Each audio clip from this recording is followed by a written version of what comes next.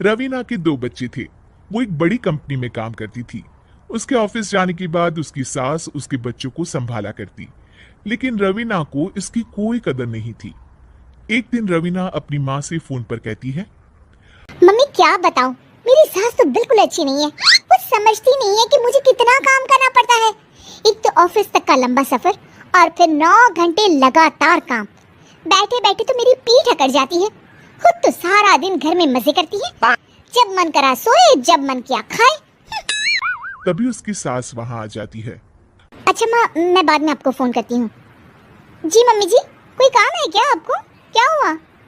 रवीना बहू, सारा दिन तो तू ऑफिस के मजे लेती है, लेकिन यहाँ ये बच्चे मुझे आराम भी नहीं करने देते। मेरी तो तबीयत खराब हो रही है। तो आपको लगता है कि मैं दफ्तर में मौज करती हूँ? आपको क्या समझाऊं, छोड़िए।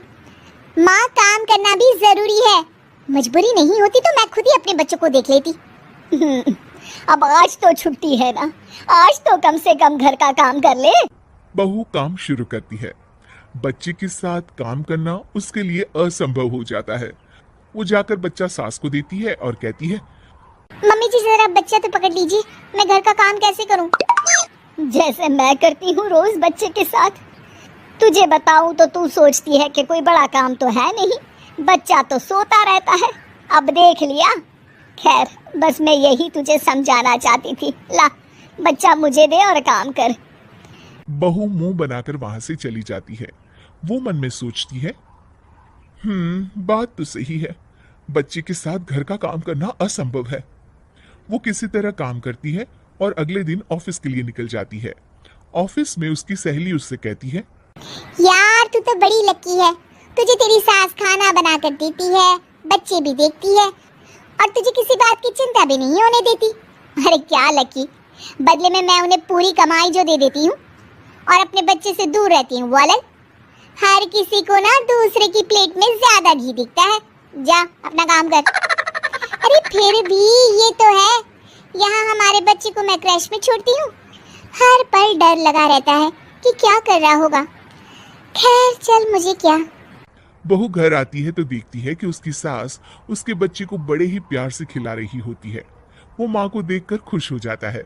बहू मन में सोचती है कि बात तो सही है, सासू माँ सारा दिन काम करती है, मैं ऑफिस से आकर भी काम नहीं करती हूँ।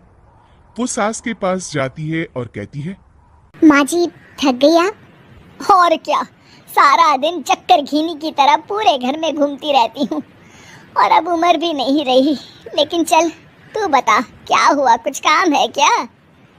बहू कुछ नहीं कहती, मुस्कुराकर वहां से चली जाती है। लेकिन अगले दिन सुबह सुबह बहू सास से पहले उठकर उन्हें चाय देती है।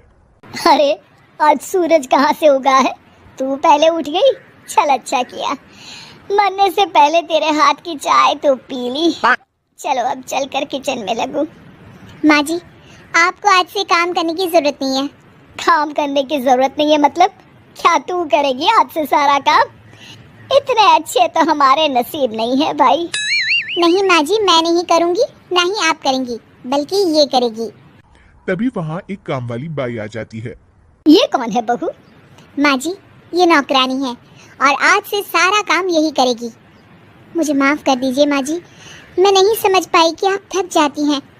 आज से आप सिर्फ आराम करिए और मुन्ने के साथ खेलिए। और सास बहू बच्चे के साथ खेलने लग जाते हैं।